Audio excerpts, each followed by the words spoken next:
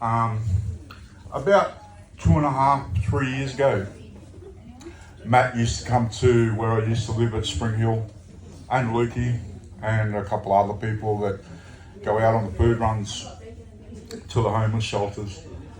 And at the time, I had a tumour on my head, and it was only in its first stages, but it was starting to grow really big. And Matt and Luke, they used to bug me.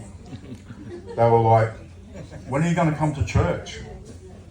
And I'm like, yeah, I'll come this Sunday. But I'd never rock up. So the tumour on my head started getting bigger. It ended up getting the size of a golf ball. And I was told by medical professions for 3 years that like it was a tumour.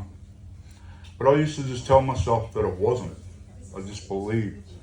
See, I've been in and out of Fishers of Men on and off for about 22 years. I was one of the first people they ever helped.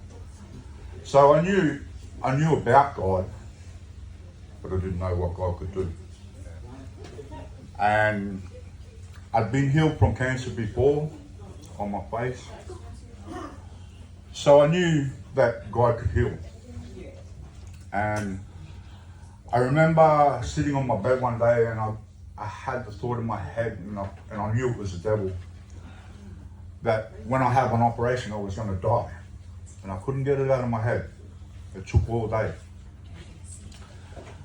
But then I pushed through, and from the encouragement of Matt and other brothers, Luke, and other sisters coming in, and I just kept like pushing through. And there was one weekend there, I thought to myself, why not? I'm starting to read the Bible at home. They keep bugging me to go to church, why don't I just rock up? So I find it in myself to come to his church, and I came. And then I'm at home one night, and God rocks up in a dream. And he says, okay, I'll make a deal with you. You go back to Fishers of Men, I'll give you back your life. And I undenied about it because I had a lot of worldly possessions, like about 40 grand's worth of worldly possessions. But God says, you got to leave that all behind.